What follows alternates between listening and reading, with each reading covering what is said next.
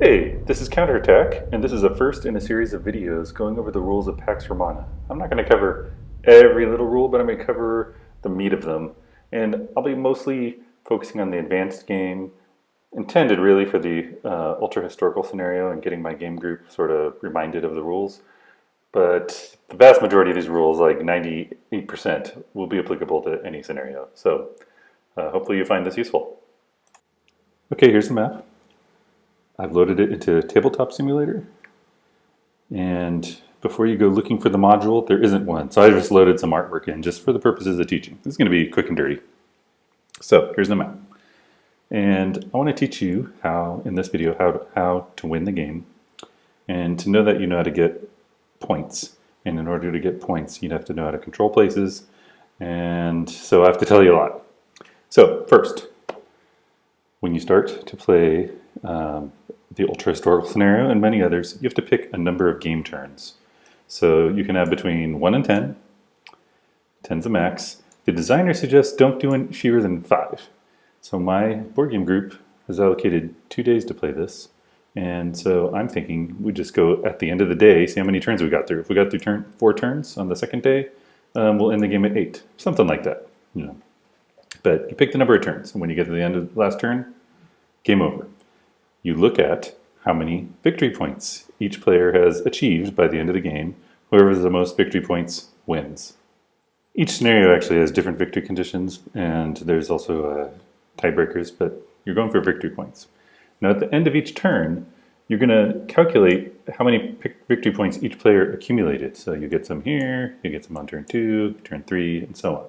You can never lose victory points. So every turn you want to be scoring victory points.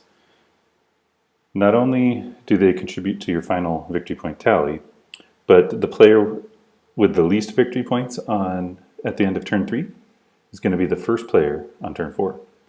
The player with the second least will be the second player, and so on. So that determines play order. You can see over here, up in the upper right-hand corner, the game is this. I sort of set this up fake, but this indicates the blue player is first, yellow player second, purple player third, red player fourth. So you can imagine the blue player had the least number of victory points on the prior turn if we were playing that way. All right, how do you get victory points? There are a few different categories for getting victory points. You're going to assess what you've done at the end of the turn in each of these categories. The first category is civilization points. That's an easy one. You're going to find all your cities and towns. Here's an example of a town and a city. These are purple colored, which means they're the Carthaginian towns and cities. There's also Romans red, Greeks blue, and the East yellow. Okay, so if I'm the Carthaginians, I'm going to go count up, or find anyway, all my towns and cities. For each city that doesn't have a wall damaged marker, I'm going to get 3 civilization points. These are not victory points, they're civilization points. The game calls them CVPs. So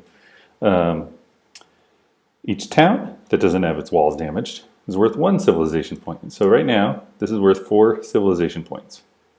A city that's damaged, has its wall damaged in any way, and a city can have wall damage of 2 levels, a town only 1, is worth only 1 civilization point. And a damaged town, 0. Okay? So let's just say this is the situation at the end of a turn. I calculate my civilization points. It's 3 for an undamaged city, 0 for a damaged town. So 3 CVP. All the players compare their CVP value and then are awarded victory points based on their ranking. So the player with the most CVP gets 5 victory points. Second, 3 victory points. Third, 1 victory point. If you're fourth, you get 0. If there's a tie, you combine the 2 positions that are closest and divide by 2, rounding down. So let's say second place, there's a tie, then we'd add 3 and 1, that's 4, divide by 2, each player gets 2 victory points. So that's civilization points, very easy, towns and cities. All right, so similar to civilization points, where you calculate some point amount and get your rankings and your awarded victory points for how well you did, there's another category, geographic objective points. And here's the rankings for that. So whoever's the most GOPs GOP, Geographic Objective Points, at the end of a turn, gets 7 victory points. So that's 2 more than if you're the #1 person in civilization points. 4, 2, and 0, okay? So geographic objective points are awarded slightly more complicated, but the first way is if you control a province that is not a barbarian province, you get 1 GOP. So let me tell you what a province is. Here's a province right here, Numidia. So a province has dashed lines around its borders. It's a region of land on the map. It has a name. This one's Numidia. An all caps name is not a province name. That's a territory name. So you can see here all these sort of rose-colored provinces, Mauritania, Numidia, Libya, Africa. They are all provinces in the territory of Carthago. But Numidia is a province, Libya is a province. Come over here, East Sicily is a province. So what is Melita? Well, it's all caps. Melita is a territory. Okay, that's a special case. Cover those later. But anyway, for each province you control that is not a barbarian province, 1 GOP. Let me tell you what a barbarian province is. They're easy. They're these gray Caledonia, Germanic tribes, Sarmatia, Scythia, Armenia. Those don't give you GOPs. Okay, so that's the primary way you get geographic objective points. There are others. For each territory you control, other than your home territory, you get a GOP. So, well, let me tell you what a home territory is. In this game, there are the Carthaginians, the Romans, the Greeks, and the East. The player's called the East. It's a yellow player. They each have a territory designated as their home territory. You can imagine what the Roman home territory is. It's this big red area, this boot in Italy. Its territory is called Rome. This is the Romans' home territory. It's always going to be the Romans' home territory. Carthage, here's their home territory. It's Carthago, this rose area. There's some other areas that look rose, but they're not part of Carthago because this one up here is Gaul. That's just some neutral territory. There's another territory, Hispania, but let's go look at the other players. Greece, it's green. The Greek players' markers are blue, but the background of their country is green. This is a neutral territory, Asia Minor. This bright orange stuff, this is the East's home territory, okay? But anyway, for every territory you control, you get 1 GOP. Unless it's your home territory. You don't get a bonus, it's basically a bonus GOP. So it's a bonus GOP, but you don't get a bonus for controlling something you should already control, your home territory, okay? So again, that's the provinces you control, irrespective of where they are, except for barbarian provinces. And territories you control give you a little bump, but not your home territory. So how do you control a territory? You control all of its provinces. I'm saving the how do you control a province for last. But how you control a territory, you control all its provinces. Okay, so you add all those things up, you get your ranking. Now there's a third category of things to get victory points in. I'm not going to show them to you, but there's little markers you can buy called opportunity objectives. They're basically secret objectives. Most of them will say something like this. They'll say, control Hispania. Okay, so the territory of Hispania, control it. And it might say, if you're Carthage, you get 4 GOP. So it's not giving you victory points, it's just giving you bonus GOP if you achieve that objective. And it's a secret objective, you keep it to yourself. It might also say, if I remember right, if you're not Carthage, you get 8 GOP. So that's like an incentive for like Rome or Greece to come over to Hispania, you know. So if you have that kind of opportunity objective at the end of the turn, if you've achieved it and you want to claim it, you flip it face up and put it in front of you. You get the GOP. You now got this like secret bump to your GOP. You'll get more victory points and surprise people, maybe. Okay. So the vast majority are like that, and you can keep it. You can keep that opportunity objective up in front of you, and if you keep the holdings Hispania, you can keep scoring every turn. Those GOP. There are a few opportunity objectives that just give you straight victory points. So those you don't get to keep. As soon as you say, I've achieved this objective, done. Okay, so those are the 3 ways to get victory points. Civilization points from cities and towns, and basically you're ranking in civilization points. You're ranking in geographic objective points, which you get from controlling provinces that are not barbarian provinces, from controlling territories that are not your home territory, and from bonuses given for opportunity, what I call secret objectives. Okay, you get those points at the end of a turn, they're yours forever, next turn. Those points, again, they will determine the play order of the next turn. Okay, let's zoom in here and we're going to cover how to control a province. That's the part I saved for last, right? How do we control provinces? Well, it depends on whether it's in your home territory or not. We'll call that a home province. We're going to cover non-home provinces first. So to control a non-home province, here's one, and it's got a lot of spaces in here. Spaces have names. Barcino, Emporie, right? Those are spaces. That's where our military units are going to go as they move around the map across these connections. That's going to be in a different video. But if there's no one contesting the province, there's no other forces in the province anywhere from another faction, and you have control of one space, you control the province. Now to control a space, you have to have a marker there capable of controlling the space. Cover that in a sec, but to control this province, you just have to have, because there's no one contesting it, you have to have control of one space. Let's just throw someone else up here. Let's say this Roman legion came in, and they took control of that space. The province is now contested. I do not control it as the Carthaginians, and the Romans do not control it either. Once it's contested, you have to have the majority of spaces. So let's see how many spaces there are. There's 6 up here, there's 4 here, that's 10. So you need to have 6 out of 10, the majority, to control the province.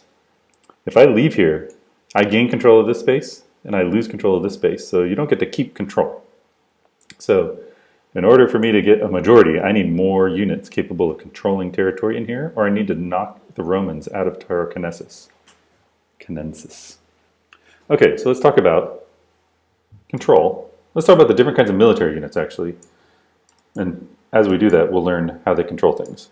So look at these guys here. This is the staple of every army. You have lots of troops on the board. So this is a heavy infantry, HI. This is a light infantry, LI. And this is cavalry, CAV. They have battle points in the lower right-hand corner, 3, 1, and 1. So you can see right off the bat, a heavy infantry is 3 times more battle points than a light infantry or a cavalry. The number in the upper right, that's how many heavy infantry are represented by this counter. There's, just to save how many counters you put on the map, you know, I don't have like stacks of like 20 counters high. There's different denominations. So for example, this light infantry, if I flip it over, it represents 2 counters, right? It's just within one piece. So that's 2 light infantry. Okay, so anyway, heavy infantry, light infantry, cavalry. Those are the, like I said, the staples of any army. The most common things. Now there's a special one. Every nation has like a little bit of secret sauce in this game, just to make them slightly different. The Romans, they get LGs, legions. It's 1 point stronger than a heavy infantry. But you can think of these two as both heavy infantry. They're in the same category. They are heavy units. Okay? We'll cover that a little more later, but just as a little preview, heavy units, they have a damaged side, whereas light units do not. Oops, I need to go find a damaged legion side, but they have a damaged side. Okay, so this white bar indicates it's damaged. So they not only is a heavy infantry, for example, 3 times tougher, stronger than a light infantry, but when it takes a hit, it's damaged, whereas the light infantry is destroyed. We'll cover that in combat. Anyway, this is the staple of any army right here. All of these are capable of controlling a space. Okay, so these are all combat units capable of controlling a space. I'm going to go get another unit. This is a militia, MIL. Looks very similar to light infantry. In fact, it's identical to it outside of how you get it. Normally, we'll cover this in another video, but you can build all these things. You can't build militia. Militia come into being when you're getting destroyed in your own home territory. They're like emergency troops that may come to your aid. But if they do, they act just like light infantry. They're never allowed to leave your home territory though, so you're not going to be trying to control enemy or neutral places with them. But just want to point out, they do technically control spaces. Let's bring up an elephant. Yes, there are elephants in the game. Note, it's got a 0 battle points. Elephants are specialized units. Cover that in combat. They're different from these guys. Elephants cannot control territory. Okay, don't be fooled like 0 means you can't control territory. It doesn't. It just think of like there's 10 elephants here, and you're not going to control the entire eastern edge of Spain with 10 elephants. Okay, so it's just a small unit. It can't control territory. Here's another small unit, a general. We're going to cover these guys during movement and combat video, not this one. But think of that as someone and their entourage, like 15 horses ridden by men. They're not going to cover, again, they're not going to control this whole area of Spain. Garrison. This is a fairly small unit. It is not a combat unit. It can't attack anyone. It's going to die instantly if someone attacks it. But its special sauce is that it can control territory. These are very cheap units that you might spam in order to control territory. We will cover how to spam them later. You cannot actually build them. Just like militia, you create them through special means. But these guys up here can control territory. These guys cannot. Hold on. These guys up here can control territory. These guys cannot. Let me talk about another guy that cannot control territory. This is a galley squadron. They're ships. They go into spaces that are port spaces, the blue spaces here. If you have color issues, port spaces have anchors next to them. They can also go into transit points that are out in the sea. Okay, but if they're in a port here, they cannot control territory. So think of them as just floating right off the coast. They're not controlling the territory, so I'll put them down in this row. These are the things that cannot control territory in this row. Towns and cities, they can control territory. I'm putting them over by this garrison because you can almost think of like a garrison is a proto-town. A town is a proto-city, right? This is like if you want to build a town in the game, we'll find out later, you need a garrison, and if you want to build a city, you need a town. So this top row can control spaces, bottom cannot. So I said, if you are in a province that's uncontested with something that can control a space, you control the province. If it's contested, you have to control the majority. But this is only true for non-home provinces. And keep in mind there are other factions besides Carthage, Rome, Greece, and the East. There are barbarians. In fact, you can see printed on the map these little barbarian helmets. At the start of the game, there'll be some tribes living in these. They count as contesting the province. There'll be AI or non-player factions coming that move around the map sometimes. They will contest. So anyway, you now know how to control a province, and that means you know how to control a territory, and now how to get cops. Home territories, though. This is the Carthaginian home territory down here. If I just move everything out of there, right? Everything, there's no units in there. All of these are controlled by Carthage. So in a home territory, every space defaults to the home territory's owner. So these are all defaulting to Carthage. So right there you can see a home territory, home province. Those are much easier for you to control. Now, let's just say we get some Romans coming in here. They're coming into Libya, and they are uncontested. Do they control Libya? No. Because you got to think of it as it's in the Carthaginian home province. They by default to being contested. There are Carthaginians living in these places. So in an enemy nation's home provinces, you need to get the majority. There is no drop one guy in, and if you're not contested, you get the province. Okay. Now, there's one other little tidbit here. So that's true for all these provinces, but the capital province. Capital has like a little Roman temple type thing in it, and its name is all caps, Carthago in this case. You can guess where Rome's capital is. It's Rome. The East and Greece have two capitals, so they got two fancy provinces. getting the majority in a capital province. So Rome's invading Carthago. They're trying to get control of the province of Africa. In this situation here, they technically have the majority, right? They have 3 out of 4 spaces. As long as the owner of the territory, as long as the players whose home territory this is controls their capital, you cannot control the province the capital is in. So right now, Carthage still controls Africa. So if Rome would have to do something like this, and you still have to have the majority, they'd have to take Carthago. Remember, even if it's empty, it defaults to control. Now, I haven't loaded any other factions into the game. So pretend this is a Greek, because the Greeks are blue. If the Greeks came down here, took the capital, bam. The home territory owner no longer controls the capital. Rome now controls the province of Africa. All right, that was a long-winded overview, but you now know how to win. You now know how to control things, which is needed to win. And you now know which military units can control things. So let me find a few exceptions. So, as we know, all territories have a capital name in them, and they're composed of provinces, right? Well, let's go to a barbarian province. Or is it barbarian territory? How can you tell? There's really no difference. Barbarian territories are not subdivided into provinces. So you can think of it as a single province territory or a province with no territory. Well, it's a territory because it's all caps, right? So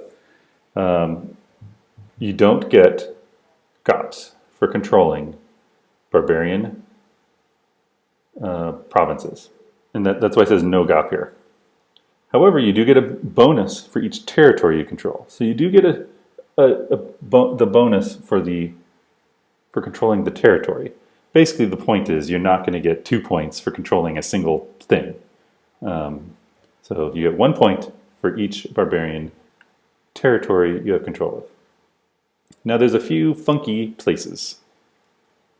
Let's see if I can find them. Rhodes. It's a single province territory. It's not a barbarian province, but it's special. It's a single province. No one controls it. It's neutral. You only get 1 GOP for it, right? Basically, the point is you can't get 2 GOPs for one little tiny thing. Crete, all caps, same thing. If you control all of Crete, you get 1 GOP. You don't get 2 GOPs. I believe there's one more. Melita, same thing. My final word is controlling provinces is good because that gives you GOPs. GOPs you convert into victory points. Control of provinces and territories also gives you income. So there's another reason to do that. That's why you might see some coins on the board. So every province gives you 1 coin. We'll cover that later, but just keep in mind, every province gives you 1 coin. Some will give you 2. I think there's one that gives you 3. Melita down here gives you 0. But just keep that in mind, like there's more reasons to control provinces. All right, thanks for enduring this video. If you want more rules, look for the second video.